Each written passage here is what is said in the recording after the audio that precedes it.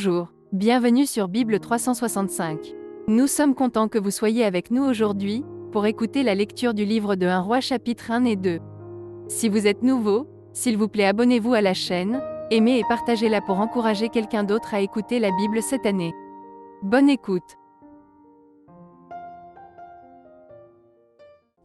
1 Roi, chapitre 1. Le roi David était vieux, avancé en âge. On le couvrait de vêtements, et il ne pouvait se réchauffer. Ses serviteurs lui dirent : « Que l'on cherche pour mon seigneur le roi une jeune fille vierge, qu'elle se tienne devant le roi, qu'elle le soigne, et qu'elle couche dans son sein. Et mon seigneur le roi se réchauffera. » On chercha dans tout le territoire d'Israël une fille jeune et belle, et on trouva Abishag, la Sunamite, que l'on conduisit auprès du roi. Cette jeune fille était fort belle. Elle soigna le roi et le servit, mais le roi ne la connut point. Adonija, fils de Haggith, se laissa emporter par l'orgueil jusqu'à dire : « C'est moi qui serai roi. » Et il se procura un char et des cavaliers, et 50 hommes qui couraient devant lui. Son père ne lui avait de sa vie fait un reproche en lui disant : « Pourquoi agis-tu ainsi ?» Adonija était, en outre, très beau de figure, et il était né après Absalom. Il eut un entretien avec Joab, fils de Tseruja, et avec le sacrificateur Abiatar, et ils embrassèrent son parti. Mais le sacrificateur Tsadok, Benaja, fils de Jéhojada, Nathan le prophète, Shimei, Réi et les vaillants hommes de David ne furent point avec Adonija. Adonija tua des brebis, des bœufs et des veaux gras près de la pierre de Zohélet, qui est à côté d'En-Rogel. Et il invita tous ses frères, fils du roi, et tous les hommes de Juda au service du roi. Mais il n'invita point Nathan le prophète, ni Benaja, ni les vaillants hommes, ni Salomon, son frère.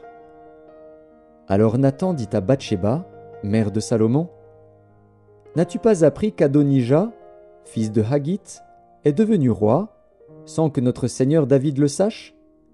Viens donc maintenant, je te donnerai un conseil, afin que tu sauves ta vie et la vie de ton fils Salomon. Va, entre chez le roi David, et dis-lui : Ô roi mon seigneur, n'as-tu pas juré à ta servante en disant : Salomon, ton fils, régnera après moi, et il s'assiera sur mon trône. Pourquoi donc Adonija règne-t-il ? Et voici, pendant que tu parleras là avec le roi, j'entrerai moi-même après toi, et je compléterai tes paroles. » Bathsheba se rendit dans la chambre du roi. Il était très vieux, et Abishag, la Sunamite, le servait. Bathsheba s'inclina et se prosterna devant le roi, et le roi dit : « Qu'as-tu ? » Elle lui répondit : « Mon seigneur, tu as juré à ta servante par l'Éternel, ton Dieu, en disant : Salomon, ton fils, régnera après moi, et il s'assiera sur mon trône. Et maintenant voici, Adonija règne, et tu ne le sais pas, ô roi mon seigneur. Il a tué des bœufs, des veaux gras et des brebis en quantité, et il a invité tous les fils du roi, le sacrificateur Abiatar et Joab, chef de l'armée, mais il n'a point invité Salomon, ton serviteur. Ô roi mon seigneur, tout Israël a les yeux sur toi, pour que tu lui fasses connaître qui s'assiera sur le trône du roi mon seigneur après lui. Et lorsque le roi mon seigneur sera couché avec ses pères, il arrivera que moi et mon fils Salomon nous serons traités comme des coupables. » Tandis qu'elle parlait encore avec le roi, voici, Nathan le prophète arriva. On l'annonça au roi en disant : « Voici Nathan le prophète. » Il entra en présence du roi et se prosterna devant le roi, le visage contre terre. Et Nathan dit : « Ô roi mon seigneur, c'est donc toi qui as dit : Adonija régnera après moi, et il s'assiera sur mon trône. Car il est descendu aujourd'hui, il a tué des bœufs, des veaux gras et des brebis en quantité, et il a invité tous les fils du roi, les chefs de l'armée et le sacrificateur Abiatar. Et voici, ils mangent et boivent devant lui, et ils disent « Vive le roi Adonija !» Mais il n'a invité ni moi, qui suis ton serviteur, ni le sacrificateur Tsadok, ni Benaja, fils de Jéhojada, ni Salomon, ton serviteur. Est-ce bien par ordre de mon seigneur le roi que cette chose a lieu, et sans que tu aies fait connaître à ton serviteur qui doit s'asseoir sur le trône du roi mon seigneur après lui ?» Le roi David répondit « Appelez-moi Bathsheba. » Elle entra et se présenta devant le roi. Et le roi jura et dit « L'Éternel qui m'a délivré de toutes les détresses est vivant. Ainsi que je te l'ai juré par l'Éternel, le Dieu d'Israël, en disant « Salomon, ton fils, régnera après moi, et il s'assiera sur mon trône à ma place. Ainsi ferai-je aujourd'hui. » Bathsheba s'inclina le visage contre terre et se prosterna devant le roi. Et elle dit « Vive à jamais mon seigneur le roi David. » Le roi David dit « Appelez-moi le sacrificateur Tsadok, Nathan le prophète et Benaja, fils de Jéhojada. » Ils entrèrent en présence du roi. Et le roi leur dit « Prenez avec vous les serviteurs de votre maître. Faites monter Salomon, mon fils, sur ma mule, et faites-le descendre à Guillon. Là, le sacrificateur Tsadok et Nathan le prophète l'oindront pour roi sur Israël. Vous sonnerez de la trompette, et vous direz « Vive le roi Salomon !» Vous monterez après lui, il viendra s'asseoir sur mon trône, et il régnera à ma place. C'est lui qui, par mon ordre, sera chef d'Israël et de Juda. Benaja, fils de Jéhojada, répondit au roi « Amen. Ainsi dise l'Éternel, le Dieu de mon seigneur le roi. Que l'Éternel soit avec Salomon comme il a été avec mon seigneur le roi, et qu'il élève son trône au-dessus du trône de mon seigneur le roi David. » Alors le sacrificateur Tsadok descendit avec Nathan le prophète, Benaja, fils de Jéhojada, les Kérétiens et les Pélétiens. Ils firent monter Salomon sur la mule du roi David, et ils le menèrent à Guillon. Le sacrificateur Tsadok prit la corne d'huile dans la tente, et il oignit Salomon. On sonna de la trompette, et tout le peuple dit « Vive le roi Salomon !» Tout le peuple monta après lui, et le peuple jouait de la flûte et se livrait à une grande joie. La terre s'ébranlait par leurs cris. Ce bruit fut entendu d'Adonija et de tous les conviés qui étaient avec lui au moment où il finissait de manger.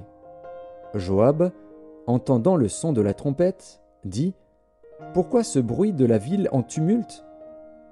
Il parlait encore lorsque Jonathan, fils du sacrificateur Abiatar, arriva. Et Adonija dit « Approche, car tu es un vaillant homme, et tu apportes de bonnes nouvelles. » « Oui, répondit Jonathan à Adonija, notre seigneur le roi David a fait Salomon roi. Il a envoyé avec lui le sacrificateur Tsadok, Nathan le prophète, Benaja, fils de Jéhojada, les Kérétiens et les Pélétiens, et ils l'ont fait monter sur la mule du roi. Le sacrificateur Tsadok et Nathan le prophète l'ont oint pour roi à Guillon. De là, ils sont remontés en se livrant à la joie, et la ville a été émue. C'est là le bruit que vous avez entendu. Salomon s'est même assis sur le trône royal. Et les serviteurs du roi sont venus pour bénir notre Seigneur le roi David, en disant « Que ton Dieu rende le nom de Salomon plus célèbre que ton nom, et qu'il élève son trône au-dessus de ton trône. » Et le roi s'est prosterné sur son lit. Voici encore ce qu'a dit le roi. « Béni soit l'Éternel, le Dieu d'Israël, qui m'a donné aujourd'hui un successeur sur mon trône et qui m'a permis de le voir. » Tous les conviés d'Adonija furent saisis d'épouvante. Ils se levèrent et s'en allèrent chacun de son côté. Adonija eut peur de Salomon. Il se leva aussi, s'en alla et saisit les cornes de l'autel. On vint dire à Salomon « Voici, Adonija a peur du roi Salomon, et il a saisi les cornes de l'autel, en disant que le roi Salomon me jure aujourd'hui qu'il ne fera point mourir son serviteur par l'épée. » Salomon dit, « S'il se montre un honnête homme, il ne tombera pas à terre un de ses cheveux. Mais s'il se trouve en lui de la méchanceté, il mourra. » Et le roi Salomon envoya des gens qui le firent descendre de l'autel. Il vint se prosterner devant le roi Salomon, et Salomon lui dit, « Va dans ta maison. » 1 Roi, chapitre 2. David approchait du moment de sa mort, et il donna ses ordres à Salomon, son fils, en disant, « Je m'en vais par le chemin de toute la terre. Fortifie-toi, et sois un homme. Observe les commandements de l'Éternel, ton Dieu, en marchant dans ses voies, et en gardant ses lois, ses ordonnances, ses jugements et ses préceptes, selon ce qui est écrit dans la loi de Moïse, afin que tu réussisses dans tout ce que tu feras et partout où tu te tourneras, et afin que l'Éternel accomplisse cette parole qu'il a prononcée sur moi, si tes fils prennent garde à leur voie, en marchant avec fidélité devant moi, de tout leur cœur et de toute leur âme, tu ne manqueras jamais d'un successeur sur le trône d'Israël. Tu sais ce que m'a fait Joab, fils de Tseruja, ce qu'il a fait à 2 chefs de l'armée d'Israël, à Abner, fils de Ner, et à Amasa, fils de Jéter. Il les a tués. Il a versé pendant la paix le sang de la guerre, et il a mis le sang de la guerre sur la ceinture qu'il avait au rein et sur la chaussure qu'il avait au pied. Tu agiras selon ta sagesse, et tu ne laisseras pas ses cheveux blancs descendre en paix dans le séjour des morts. Tu traiteras avec bienveillance les fils de Barzilaï, le Galaadite, et ils seront de ceux qui se nourrissent de ta table. Car ils ont agi de la même manière à mon égard, en venant au-devant de moi lorsque je fuyais Absalom, ton frère. Voici, tu as près de toi Shimei, fils de Guéra, benjamite, de Bakurim. Il a prononcé contre moi des malédictions violentes le jour où j'allais à Mahanaïm.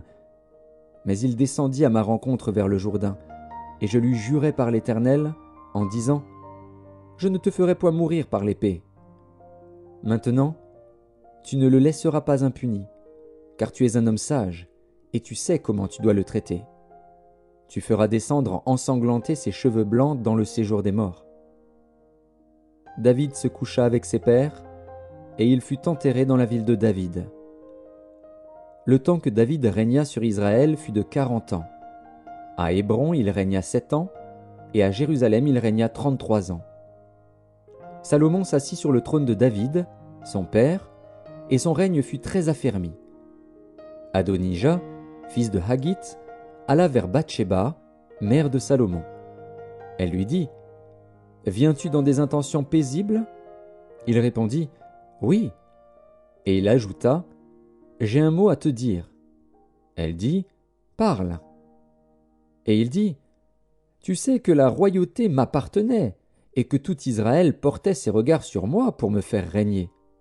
Mais la royauté a tourné, et elle est échue à mon frère, parce que l'Éternel la lui a donnée. Maintenant, je te demande une chose, ne me la refuse pas. » Elle lui répondit, « Parle. » Et il dit, « Dis, je te prie, au roi Salomon, car il ne te le refusera pas, qu'il me donne pour femme Abishag, la Sunamite. » Bathsheba dit, « Bien, je parlerai pour toi au roi. » Bathsheba se rendit auprès du roi Salomon pour lui parler en faveur d'Adonija. Le roi se leva pour aller à sa rencontre, il se prosterna devant elle, et il s'assit sur son trône. On plaça un siège pour la mère du roi, et elle s'assit à sa droite. Puis elle dit, « J'ai une petite demande à te faire, ne me la refuse pas. » Et le roi lui dit, « Demande, ma mère, car je ne te refuserai pas. » Elle dit, « Qu'Abishag, la Sunamite, soit donnée pour femme à Adonija, ton frère. » Le roi Salomon répondit à sa mère, « Pourquoi demandes-tu Abishag, la Sunamite, pour Adonija? Demande donc la royauté pour lui, car il est mon frère aîné, pour lui, pour le sacrificateur Abiatar, et pour Joab, fils de Tseruja. » Alors le roi Salomon jura par l'Éternel, en disant, « que Dieu me traite dans toute sa rigueur, si ce n'est pas au prix de sa vie qu'Adonija a prononcé cette parole. Maintenant, l'Éternel est vivant, lui qui m'a affermi et m'a fait asseoir sur le trône de David, mon père, et qui m'a fait une maison selon sa promesse. Aujourd'hui, Adonija mourra. » Et le roi Salomon envoya Benaja, fils de Jéhojada, qui le frappa, et Adonija mourut. Le roi dit ensuite au sacrificateur Abiatar, « Va-t'en à Anathoth, dans tes terres, car tu mérites la mort, mais je ne te ferai pas mourir aujourd'hui, parce que tu as porté l'arche du Seigneur l'Éternel devant David, mon père, et parce que tu as eu part à toutes les souffrances de mon père. » Ainsi Salomon dépouilla Abiatar de ses fonctions de sacrificateur de l'Éternel, afin d'accomplir la parole que l'Éternel avait prononcée sur la maison d'Éli à Silo. Le bruit en parvint à Joab, qui avait suivi le parti d'Adonija, quoiqu'il n'eût pas suivi le parti d'Absalom. Et Joab se réfugia vers la tente de l'Éternel et saisit les cornes de l'autel.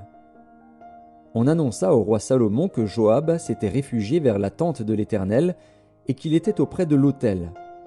Et Salomon envoya Benaja, fils de Jéhojada, en lui disant « Va, frappe-le. » Benaja arriva à la tente de l'Éternel et dit à Joab « Sors, c'est le roi qui l'ordonne. » Mais il répondit « Non, je veux mourir ici. » Benaja rapporta la chose au roi en disant « C'est ainsi qu'a parlé Joab, et c'est ainsi qu'il m'a répondu. » Le roi dit à Benaja « Fais comme il a dit, frappe-le et enterre-le. Tu ôteras ainsi de dessus moi et de dessus la maison de mon père le sang que Joab a répandu sans cause.